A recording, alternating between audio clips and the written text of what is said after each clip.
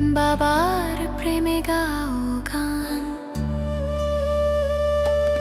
জ্ঞান রত্ন নাও তুলে, দুঃখ সব যাও ভুলে, এসো করি মন্থন, ছিড়বে মায়ার বন্ধন। ওম শান্তি। আজ ১৬ই ফেব্রুয়ারি ২০২৬-এর মধুর মুরলী মন্থনে অনেক অনেক স্বাগত। ওম শান্তি। আজ বাবা আমাদের অন্তরের তৃষ্ণা মিটিয়েছেন। বাবা মুরলির সারে যে মহাবাক্য উচ্চারণ করেছেন সেটি হল, মিষ্টি বাচ্চারা, প্রাণেশ্বর বাবা এসেছেন বাচ্চারা তোমাদেরকে প্রাণ দান করতে। প্রাণদান প্রাপ্ত হওয়া অর্থাৎ তমপ্রধান থেকে শতপ্রধান হওয়া। এটা তো শুধু একটা লাইন নয়, এটা বাবার চূড়ান্ত সত্য বচন। এর প্রতিটি শব্দের মধ্যে অনন্তকালের রহস্য লুকিয়ে আছে। একদম ঠিক। বাবা এখানে যে শব্দগুলি ব্যবহার করেছেন, যেমন প্রাণেশ্বর আর প্রাণদান, তার গভীরতা তো অসীম। সাধারণ মানুষ প্রাণদান বলতে হয়তো বোঝে কাউকে মৃত্যুর মুখ থেকে বাঁচানো, শারীরিক জীবন দেওয়া। কিন্তু বাবা তো হলেন আত্মার পিতা। তিনি তো অসীমের কথা বলেন। হ্যাঁ, তার প্রাণদান হল আধ্যাত্মিক। আত্মারা যখন ৫ বিকারের বশে এসে কাম, ক্রোধ, লোভ, মোহ, অহংকার এগুলোর কারণে নিজের আসল স্বরূপ ভুলে যায়, তখন তারা তো আত্মাদ্বিকভাবে মৃতপ্রায় হয়ে পড়ে। জীবন্ত থেকেও মৃত। ঠিক তাই। চেতনার স্তরে তারা যেন মৃত। সেই মৃত আত্মাদের মধ্যেই নতুন করে জীবনের স্পন্দন জাগাতে বাবা স্বয়ং প্রাণেশ্বর এই পৃথিবীতে আসেন। আর এই প্রাণদান প্রাপ্ত হওয়ার অর্থই হল তমপ্রধান থেকে শতপ্রধান হওয়া, গুণের মাত্রায় একেবারে তলানিতে পৌঁছে যাওয়া থেকে সম্পূর্ণ পবিত্র, দৈবী গুণসম্পন্ন অবস্থায় ফেরা। এই রূপান্তরিত আসল জীবন। আর বাবা আজ এই কথাটি বলছেন কারণ এখনকার সময়টাই এর জন্য সবচেয়ে প্রাসঙ্গিক, তাই না? সমগ্র দুনিয়া আজ ঘোর অন্ধকারে। আত্মারা দুঃখে, অশান্তিতে কাতর হয়ে ভগবানকে ডাকছে, হে দুঃখহর্তা, সুখকর্তা, এসে আমাদের বাঁচাও। কিন্তু তারা তো জানেই না যে তারা কাকে ডাকছে বা এই দুঃখের মূল কারণটা কি। তাদের বুদ্ধি সম্পূর্ণভাবে দেহ অভিমানের মধ্যে আবদ্ধ। একদম। আর এই সময়েই বাবা এসে আমাদের আত্মিক প্রাণদান করেন। আর যে আত্মা এই প্রাণদান গ্রহণ করে না, তার পরিণতি কি হয় বাবা সেটাও বুঝিয়েছেন। সে এই দুঃখের সাগরেই হাবুডুবু খেতে থাকে, জন্মমৃত্যুর চক্রে ঘুরতেই থাকে। হ্যাঁ, আর তার বুদ্ধি পাথরসম হয়ে যায়। ভালো মন্দ, সত্য মিথ্যার পারক করার শক্তি হারিয়ে ফেলে। ফলে সে নিজের পরম ঘর শান্তিধামে ফিরে যাওয়ার যোগ্যতাও অর্জন করতে পারে না। আমাদের নিজেদের ব্রাহ্মণ জীবনের দিকে তাকালেই তো এর পার্থক্যটা স্পষ্ট বোঝা যায়। সেটাই তো। জ্ঞান প্রাপ্তির আগে জীবনটা কেমন উদ্দেশ্যহীন ছিল। ছোট ছোট বিষয়ে কত দুঃখ, কত অশান্তি। আর এখন বাবার থেকে এই আত্মিক প্রাণদান পেয়ে জীবনটা কত সার্থক, কত সুখময় হয়ে উঠেছে। বাবা আজ প্রশ্নটাও কত গভীর করেছেন। হ্যাঁ, কি প্রশ্ন ছিল? প্রশ্নটি হল, ড্রামার প্রতিটি রহস্যকে জানার কারণে কোন দৃশ্য তোমাদের জন্য নতুন নয়? আর বাবা এর উত্তরে যা বলেছেন তা আমাদের বুদ্ধিকে সম্পূর্ণ নির্ভয় আর স্থির করে দেয়। বাবা বলছেন, এই সময়ে সারা দুনিয়ার মধ্যে যে হাঙ্গামা হচ্ছে, বিনাশকালে বিপরীত বুদ্ধি হয়ে নিজেরই কুলকে খুন করার জন্যে অনেক সাধন তৈরি করে চলেছে। এটা কোনো নতুন কথা নয়। নতুন নয়। হ্যাঁ, কেননা তোমরা জানো যে এই দুনিয়া তো পরিবর্তন হবেই। মহাভারতের যুদ্ধের পরেই আমাদের নতুন দুনিয়া আসবে। বাবার এই মহাবাক্য আমাদের এক অন্য দৃষ্টি দেয়। জাগতিক মানুষ যা দেখে ভয় পায়, আমরা তার পেছনের কল্যাণটা দেখতে পাই। এর পেছনে যুক্তিটাই তো আত্মাকে স্থির রাখার আসল চাবিকাঠি। ঠিক। অবিচল থাকার মূল যুক্তি বা পদ্ধতিটাই হল সাক্ষী দ্রষ্টা ভাব। অর্থাৎ যা কিছু ঘটছে তা এই জাগতিক ড্রামার একটা পূর্ব নির্ধারিত দৃশ্য। আমরা অভিনেতা, কিন্তু একই সাথে আমরা এই খেলার দর্শকও। আর এই জ্ঞান যে এই বিনাশের খেলা ৫,০০০ বছরের চক্রে বারে বারে হয়, এটাই আত্মাকে নির্ভর রাখে। একদম। বাবা স্পষ্ট বুঝিয়েছেন যে জাগতিক মানুষের বুদ্ধি পাথর সম হয়ে গেছে। পাথর যেমন জড়, তাদের বুদ্ধিও সত্যকে গ্রহণ করতে পারে না। তাই তারা নিজেদের বিনাশের কারণ, যেমন পারমাণবিক বোমা, নিজেরাই তৈরি করছে। আর সেটাকেই নিজেদের সুরক্ষার কবচ ভাবছে। হ্যাঁ, কি আশ্চর্য! তারা বুঝতেই পারছে না যে তারা নিজেরই কুলকে বিনাশ করার প্রস্তুতি নিচ্ছে। কিন্তু বাবার সন্তানদের বুদ্ধি বাবার জ্ঞানের স্পর্শে পরশবুদ্ধি হয়ে গেছে। তাই আমরা এই বিনাশের ভয়াবহতার মধ্যেও এর পরবর্তী স্বর্গীয় স্থাপনার সুন্দর দৃশ্য দেখতে পাই। ঠিক মায়া আর বিনাশের দৃশ্য দেখেও স্থির থাকার উপায় হল নিজের বুদ্ধির যোগ বাবার সাথে আর নিজের মিষ্টি ঘর শান্তিধামের সাথে যুক্ত রাখা। একদম। যখন বুদ্ধির যোগ ওপরে থাকে তখন নিচের জগতের কোনো হাঙ্গামা, কোনো কোলাহল আত্মাকে বিচলিত করতে পারে না। বাবা তো এও বলেছেন, এই বিনাশের জন্য যারা নিমিত্ত তাদেরও ড্রামাতে নির্দিষ্ট পার্ট আছে। তারাও ড্রামার বন্ধনে বাধা। হ্যাঁ, তাই তাদের প্রতিও আমাদের ঘৃণা বা ভয় নয়, বরং করুণার ভাব থাকে যে বেচারারা নিজেদেরই বিনাশের কারণ তৈরি করছে। এই সাক্ষীভাবই আমাদের অটল রাখে। গভীর আত্মচিন্তনে বাবা যখন এই অবিনাশী ডাক্তারের ইনজেকশনের ব্যাপারে বলেন, তখন বোঝা যায় উনি আমাদের কত স্নেহ করেন। আমাদের আত্মার প্রতিটি রোগের কারণ আর তার নিবারণ দুটোই তার জানা। ঠিক তাই। বাবা এই পাথরসম বুদ্ধি আর পরশ বুদ্ধির পার্থক্যটা খুব সুন্দর করে বুঝিয়েছেন। কলিযুগের মানুষের বুদ্ধি পাথরের মতো, যার নিজের বিনাশের জন্য পারমাণবিক বোমা তৈরি করছে। বাবা বলছেন তারা এটা বুঝতেও পারে না যে এটা দিয়ে তারা নিজেদেরই বিনাশ করবে। আর অন্যদিকে বাবার জ্ঞানের স্পর্শে আমাদের বুদ্ধি পরশমণির মতো হয়ে গেছে। হ্যাঁ, যা লোহাকে সোনা বানাতে পারে। মানে আমরা বিনাশের মধ্যেও কল্যাণের দিকটা দেখতে পাই। আমরা জানি এই বিনাশের পরেই স্বর্গ স্থাপন হবে।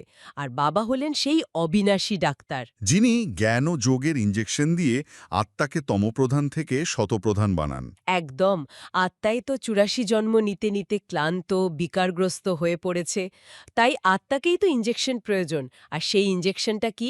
বাবা খুব সহজ করে বলেছেন, বাচ্চারা নিজেকে আত্মা নিশ্চিত করো আর নিজের বাবাকে স্মরণ করো। এই স্মরণেই হলো সেই শক্তি। হ্যাঁ, যা আত্মার ওপর জমে থাকা জন্ম জন্মান্তরের মরিচা পরিষ্কার করে তাকে পবিত্র করে তোলে। অন্য ডাক্তাররা তো শরীরের চিকিৎসা করে, কিন্তু আত্মাকে পবিত্র করার ডাক্তার তো একজনই। আর তার এই জ্ঞান অবিনাশী, যা কখনো বিনাশ হয় না। এই জ্ঞানের সাথে সাথেই বাবা কল্পের আয়ুর ব্যাপারে যে বিরাট ভ্রান্তি মানুষের মধ্যে রয়েছে সেটাও দূর করে দিয়েছেন। হ্যাঁ, বাবা খুব সহজ করে এমন একটা সত্য আমাদের সামনে রেখেছেন, যা ভক্তিমার্গের বড় বড় বিদ্বান পণ্ডিতরাও জানেন না। তারা শাস্ত্র পড়ে বলে কল্পের আয়ু লক্ষ লক্ষ বছর। বাবা এসে এই ভ্রান্তিকে ভেঙে দিয়েছেন। একদম। বাবা বলছেন সমগ্র ড্রামাটাই হল মাত্র ৫,০০০ বছরের, যা ৪টি যুগে বিভক্ত: সত্যযুগ, ত্রেতাযুগ, দাপরযুগ আর কলিযুগ। বাবা একটা মহাবাক্য বলেছেন, কালকের ভারত স্বর্গ ছিল, আজকের ভারত নরক। এই একটা কথাই তো যথেষ্ট। লক্ষ লক্ষ বছরের কথা তো কারো স্মৃতিতে থাকতেই পারে না। পারে না, কিন্তু ৫,০০০ বছরের কথা স্মৃতিতে রাখা সম্ভব। এই চক্রের জ্ঞানই আমাদের বুদ্ধিকে পরিষ্কার করে দেয়। বাবা প্রত্যেক ৫,০০০ বছর পর এসে আমাদের এই স্মৃতি ফিরিয়ে দেন যে, বাচ্চারা তোমরা স্বর্গের মালিক ছিলে, আবার আমি তোমাদের সেই স্বর্গের মালিকানা দিতে এসেছি। আর এই স্বর্গের মালিক হওয়ার জন্য যে যোগ বাবা শিখিয়েছেন সেটাও অত্যন্ত সহজ। মানে ভক্তিমার্গের কঠিন সাধনার সাথে এর কোনো তুলনাই হয় না। কোনো তুলনাই নেই। ভক্তিমার্গের মতো কঠিন সাধনা বা হঠযোগের কোনো প্রয়োজনই নেই। বাবা বলেন পায়ের ওপর পা তুলে পদ্মাসনে বসার দরকার নেই। মাতারা তো সেভাবে দীর্ঘক্ষণ বসতেও পারবে না। বাবা বলছেন যেরকম ইচ্ছা সেরকমই বসো। হ্যাঁ, বসে বসে ক্লান্ত হয়ে যাও তো আচ্ছা, শুয়ে পড়ো। মূল বিষয়টা তো শারীরিক নয়, মূল বিষয় হল বুদ্ধির যোগ। বুদ্ধিকে তার মিষ্টি ঘর, পরমধাম বা নির্বাণ ধামের সাথে যুক্ত করা আর বাবার থেকে শক্তি নেওয়া। ভক্তিমার্গের সাধনা শরীর কেন্দ্রিক। তারা মনে করে শরীরকে কষ্ট দিলেই ঈশ্বরকে পাওয়া যাবে। ঠিক, কিন্তু বাবার শেখানো যোগ আত্মাকে দেহ চেতনা থেকে মুক্ত করে আত্মসচেতন করে তোলে।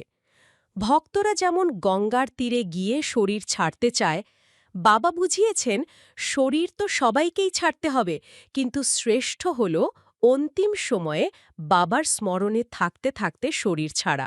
সেটাই হলো জ্ঞান অমৃত পান করতে করতে যাওয়া। বাবা তো আমাদের নিতেই এসেছেন। মায়া আমাদের ডানা কেটে দিয়েছে, তাই আত্মা তমপ্রধান হয়ে উঠতে পারে না। বাবা আবার সেই জ্ঞান ও যোগের শক্তি দিচ্ছেন, যাতে আমরা শতপ্রধান হয়ে শান্তিধামে ফিরে যেতে পারি। ঠিক, বাবা কত সহজ করে বুঝিয়েছেন। কিন্তু বাবা এও বলেন যে যাদের ভাগ্যেই নেই তারা পুরুষার্থ কি করবে? তারা ক্লাসে বসে থেকেও কিছুই বুঝতে পারে না। তাদের এতটুকুও নিশ্চয় হয় না যে অসীম জগতের বাবা এসেছেন অসীম জগতের অবিনাশী উত্তরাধিকার দেওয়ার জন্য? রাজধানী স্থাপন হচ্ছে, তাই সব ধরনের আত্মাই আসবে। হ্যাঁ, রাজা রানী যেমন চাই তেমনি প্রজা চাকর বাকরও তো চাই। তাই কেউ কেউ খুব ভালোভাবে বুঝবে আর নিজের জীবন পরিবর্তন করবে, আবার কেউ কেউ শুনেও শুনবে না। এটাও ড্রামারই একটি অংশ। বাবা তো আমাদের চেপীয় নেত্র দিয়েছেন, যার ফলে আমরা যেন এক নতুন দুনিয়ার বাসিন্দা হয়ে গেছি। পুরানো দুনিয়ায় কি ভাবতাম, কি করতাম, আর এখন বাবার জ্ঞানে এসে কত কিছু বুঝি। রাবণ আমাদের কতটা অবুঝ বানিয়ে দিয়েছিল, আর বাবা এসে আমাদের বুঝদার তৈরি করছেন। চলুন বাবা সেই অসীম ভালোবাসাকে স্মরণ করি।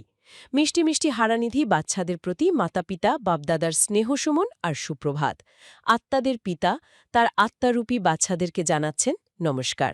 বাবার এই ভালোবাসা পেয়ে মন ভরে গেল। বাবার এই ভালোবাসার শক্তি নিয়েই চলুন ধারণার দিকে এগোই। আজকের এই মন্থন থেকে প্রাপ্ত জ্ঞানের কোনো একটি রত্ন সারাদিন নিজের বুদ্ধিতে রেখে তার স্বরূপ হওয়া যায়।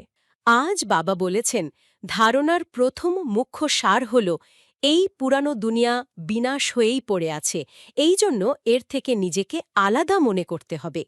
আর তার সাথে বলছেন, বৃক্ষের বৃদ্ধির সাথে সাথে যে বিঘ্ন বা তুফান আসে তাকে ভয় পেও না, পার হতে হবে। এখানে বিনাশ হয়েই পড়ে আছে কথাটা বেশ জোরালো, তাই না? খুবই জোরালো। আর এখানেই আমাদের প্রথম মনস্তাত্ত্বিক বাধাটা আসে। আমরা মুখে বলি বটে যে দুনিয়া পরিবর্তনশীল, কিন্তু কিন্তু আমাদের মন এটা পুরোপুরি মানতে চায় না। আসলে ভয়টা ঠিক তুফানের জন্য নয়, ভয়টা হলো তুফানের কারণে আমার কিছু হারিয়ে যাবে, আমার শরীর, আমার সম্পর্ক, আমার পজিশন। এই আমার ভাবটাই। হ্যাঁ, এই আমার ভাবটাই হলো দেহ অভিমান আর পুরনো দুনিয়ার প্রতি একটা সূক্ষ্ম আসক্তি।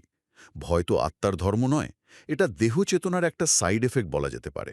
তার মানে সমস্যাটা বাইরের তুফান নয়, বরং ভেতরের এই আঁকড়ে ধরে রাখার প্রবণতা। আচ্ছা, তাহলে বাবা এর উপায় বা যুক্তিটা কি দিচ্ছেন? বাবা বলছেন নিজেকে আলাদা মনে করতে হবে। এটা শুনতে খুব সহজ, কিন্তু বাস্তবে করাটা, এর মানে কি একরকম উদাসীন হয়ে যাওয়া, সবকিছু থেকে নিজেকে গুটিয়ে নেওয়া? না, উদাসীনতা নয়, বরং সাক্ষী ভাব। দুটোর মধ্যে মানে আকাশ পাতাল তফাত।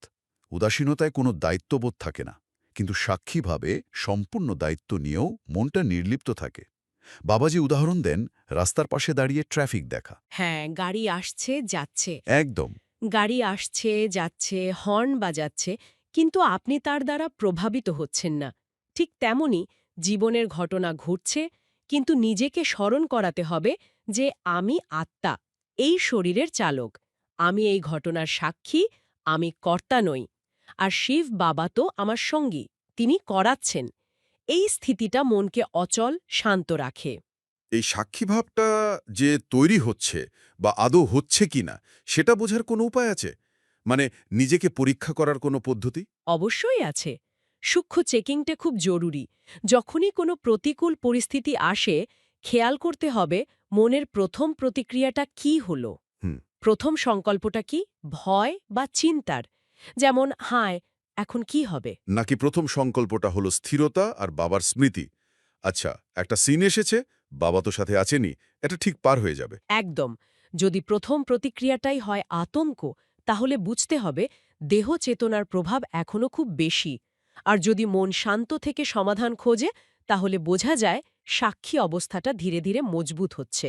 খুব কাজের একটা ব্যারোমিটার এটা। আচ্ছা, এই সাক্ষীভাবটা তো একরকম মানসিক সুরক্ষা কবচ। কিন্তু আত্মাকে শুধু সুরক্ষিত রাখলেই তো চলবে না, তাকে শক্তিশালীও করতে হবে। আমার মনে হয় ধারণার দ্বিতীয় বিন্দুটা সেই কথাই বলছে। বাবা বলছেন, আত্মাকে শতপ্রধান বানানোর জন্য নিজেকে জ্ঞান যোগের ইনজেকশন দিতে হবে। নিজের বুদ্ধির যোগ সুইট হোমে যুক্ত রাখতে হবে। এই ইনজেকশন শব্দটা আমার খুব আকর্ষণীয় লেগেছে। এটা কোনো সাধারণ ট্যাবলেট খাওয়ার মতো নয়। একদমই নয়। ইনজেকশন দ্রুত কাজ করে, সরাসরি রক্তে মেশে। এর অর্থ হলো জ্ঞানকে শুধু মাথায় রাখলে হবে না, তাকে অনুভব পর্যন্ত নিয়ে যেতে হবে। কিন্তু এখানেও একটা বড় বাধা আছে। আমাদের বুদ্ধির যোগ বারবার সুইট হোম অর্থাৎ আত্মার মূল নিবাস পরমধাম থেকে কেন বিচ্ছিন্ন হয়ে যায়? কারণটা তো সারাদিনের কাজের চাপ, চারপাশের মানুষের নেতিবাচকতা।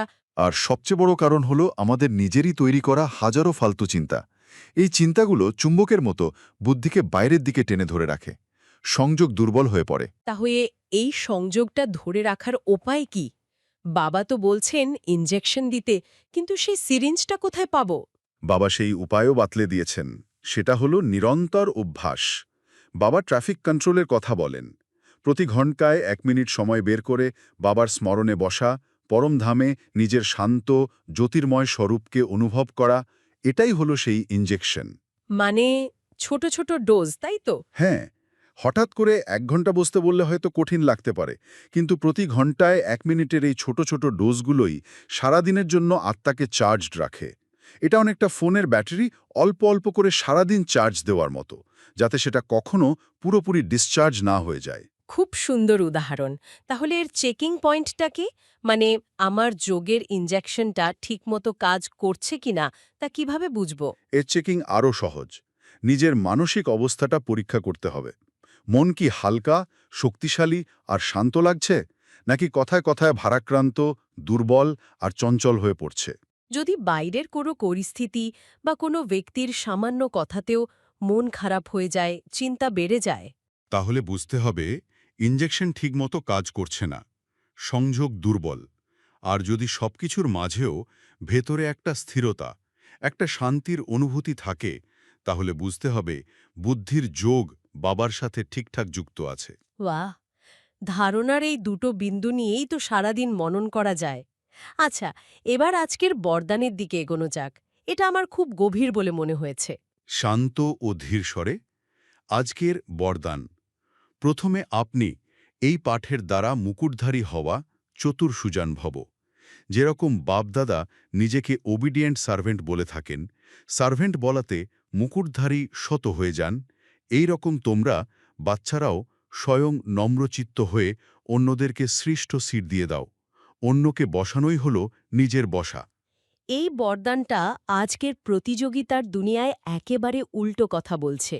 এখানে তো সবাই আমি আগে বলতে ব্যস্ত। সেখানে প্রথমে আপনি বলতে পারাটা কেন এত বড় প্রাপ্তির কারণ হতে পারে? এর পেছনের মনস্তত্ত্বটা কি? আমার তো মনে হয় প্রধান বাধা হলো আমাদের অহংকার আর সম্মানের আকাঙ্ক্ষা। আমাদের মনে হয় যদি আমি নিজেকে এগিয়ে না রাখি, তাহলে হয়তো আমাকে কেউ গুরুত্বই দেবে না, আমি পিছিয়ে পড়ব। ঠিক, এই ভয়টাই আমাদের অহংকারকে আঁকড়ে ধরে রাখতে বাধ্য করে। কিন্তু বাপদাদা এখানে এক দিব্য যুক্তি দেখাচ্ছেন, যা জাগতিক যুক্তির ঠিক বিপরীত। জাগতিক নিয়মে সম্মান কেড়ে নিতে হয়, আর আধ্যাত্মিক নিয়মে সম্মান আসে দেওয়ার মাধ্যমে। যখন সেবা বা কোনো কাজে অন্যকে এগিয়ে দেওয়া হয়, তখন সেই আত্মার হৃদয় থেকে যে সম্মান আর দোয়া দেয়, তার শক্তি অনেক বেশি। জোর করে সিংহাসনে বসার চেষ্টা করলে হয়তো সাময়িক বাহাবা পাওয়া যায়, কিন্তু সত্যিকারের সম্মান মেলে না। একদম। কিন্তু অন্যকে সিংহাসনে বসালে সেই নিজেই ভালোবেসে আপনাকে তার পাশে বসাবে। এটাই হলো চতুর্শযান বা সবচেয়ে বুদ্ধিমান হওয়ার উপায়। এতে পরিশ্রম কম, কিন্তু প্রাপ্তি অসীম। ইডিয়ান সার্ভেন্ট বা আজ্ঞাকারী সেবক হওয়ার অর্থই হল ঈশ্বরের ইচ্ছার প্রতি সম্পূর্ণ সমর্পিত থাকা। যখন আমি ভাবটা থাকে না, তখন আত্মা ঈশ্বরের শক্তির যন্ত্র হয়ে যায়। তখন সম্মান বা মুকুট কোনো ব্যক্তিগত চাওয়া পাওয়ার বিষয় থাকে না, তাই না? তা সেবার ফল হিসেবে স্বাভাবিকভাবেই প্রাপ্ত হয়। আর এটা আমরা জীবনে ধারণ করতে পারছি কিনা তার সূক্ষ্ম চেকিং হলো যখন অন্য কেউ আমাদের চেয়ে বেশি সম্মান পায় বা কোনো কাজে এগিয়ে যায়, তখন আমাদের মনের অবস্থাটা কি হয়। ভেতরে কি সূক্ষ্ম ঈর্ষা বা প্রতিযোগিতা জন্মায়, নাকি মনটা খুশি হয় যে বাবার একজন সন্তানের ভালো হলো? যদি অন্যের সাফল্যে বা সম্মানে মন সত্যিই প্রসন্ন হয়, তাহলে বুঝতে হবে প্রথমে আপনি এর পাঠ অন্তরে পাকা হচ্ছে। আর যদি সূক্ষ্মভাবেও খারাপ লাগে, তাহলে বুঝতে হবে অহংকারের চিকিৎসা এখনো বাকি। এবার আজকের স্লোগানের দিকে এগোনো যাক। আজকের স্লোগান, অব্যক্ত স্থিতির অনুভব করার জন্য অন্তর্মুখী একান্তবাসী হও। এর সাথে বাবা একটা অব্যক্ত ইশারাও দিয়েছেন। হ্যাঁ, ইশারাটি হল একতা আর বিশ্বাসের বিশেষত্বের দ্বারা সফলতা সম্পন্ন হও। যখন ফুলদানিতে একগুচ্ছ ফুলের রূপে নিজেদের সুগন্ধি ছড়িয়ে দেবে, শক্তিদল প্রত্যক্ষ হবে, তখন এই সংগঠনের শক্তি পরমাত্মা প্রত্যক্ষতার নিমিত্ত হবে। এখানে আমার একটা প্রশ্ন আছে। এই দুটো বিষয়ের মধ্যে একটা আপাত বিরোধাভাস দেখা যাচ্ছে। স্লোগান বলছে অন্তর্মুখী আর একান্তবাসী হতে, অর্থাৎ নিজের ভেতরে ডুব দিতে। আর ইশারা বলছে একতা আর সংগঠনের কথা, যা একটা বাইরের বিষয়। একজন নিজের ভেতরে যাচ্ছে আর আরেকজন সবার সাথে মিশছে। এই দুটোকে একসাথে কিভাবে মেলানো যায়? এটাই হলো আধ্যাত্মিকতার সবচেয়ে বড় রহস্য আর সৌন্দর্য। বাইরে থেকে দেখলে মনে হয় দুটো বিপরীত মেরু, কিন্তু আসলে একে অপরের পরিপূরক। যখন আত্মা অন্তর্মুখী হয় তখন সে বাইরের কোলাহল থেকে সরে এসে নিজের ভেতরের জগৎটাকে স্পষ্ট দেখতে পায়। তখন অন্যের ভুল ত্রুটি নয়, নিজের সংস্কার, নিজের অহংকার, নিজের দুর্বলতাগুলো চোখে পড়ে, আর সেগুলোকে পরিবর্তন করার শক্তি জন্মায়। আর একান্তবাসী হওয়ার অর্থ হল ভিড়ের মধ্যেও এক বাবার সাথে নিজের ব্যক্তিগত নিবিড় সম্পর্ক গড়ে তোলা। একদম। যখন প্রত্যেক আত্মা এক বাবার সাথে নিজের সম্পর্ককে মজবুত করে, তখন কি হয়? তখন সবার লক্ষ্য এক হয়ে যায়, শক্তির উৎস এক হয়ে যায়। তখন তাদের মধ্যে মতের ভিন্নতা বা ব্যক্তিত্বের সংঘাত স্বাভাবিকভাবেই কমে আসে। যেমন বাবা বলেছেন, আলাদা আলাদা ফুলের নিজস্ব রং, নিজস্ব সৌন্দর্য আছে, কিন্তু তারা যখন এক বাবার ভালোবাসার সুতোয় বাঁধা পড়ে, তখন তারা একটা শক্তিশালী শক্তিদল বা পুষ্পস্তবক হয়ে ওঠে। হ্যাঁ, সেই পুষ্পস্তবকের সম্মিলিত সুগন্ধ আর সৌন্দর্য অনেক বেশি। তার মানে ব্যক্তিগত স্তরে অন্তর্মুখী হওয়াই হল সম্মিলিত সাফল্যের আসল চাবিকাঠি। ভেতরের নীরবতাই বাইরের ঐক্যের শক্তি তৈরি করে। এটা তো দারুণ একটা ধারণা। তার মানে সংগঠনে একতা আনার জন্য বাইরে মিটিং বা আলোচনা করার চেয়েও বেশি জরুরি হল প্রত্যেক সদস্যের ভেতরের পুরুষার্থ। ঠিক তাই। সংগঠন মানে শুধু একসাথে থাকা নয়, সংগঠন মানে এক মতে, এক লক্ষ্যে স্থির থাকা। আর সেই এক মত তখনই সম্ভব যখন প্রত্যেক আত্মা এক বাবার মতের ওপর চলে। আর বাবার মত বোঝার জন্য অন্তর্মুখী হওয়া আবশ্যক। তাই ভেতরের পুরুষার্থই বাইরের প্রত্যক্ষতার আধার।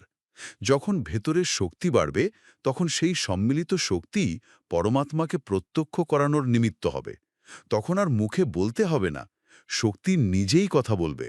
আজকের এই আলোচনা থেকে একটা বিষয় খুব স্পষ্ট হল যে আধ্যাত্মিকতার প্রতিটি পদক্ষেপ ভেতর থেকে বাইরের দিকে যায়, বাইরে থেকে ভেতরে নয়। বাবার এই অমূল্য রত্নগুলোকে সারাদিন নিজের মধ্যে ধারণ করি এবং এর গভীরতায় স্থিত থাকার পুরুষার্থ করি। ওম শান্তি।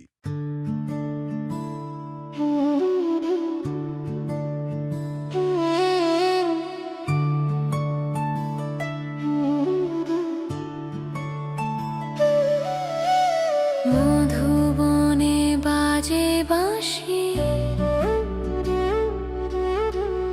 বাবা তোমায় ভালোবাসি। মুরলি শুনে জুড়ায় প্রাণ, বাবার প্রেমে গাও গান। জ্ঞান রত্ন নাও তুলে, দুঃখ সব যাও ভুলে, এসো করি মন্থন, ছিড়বে মায়ার বন্ধন।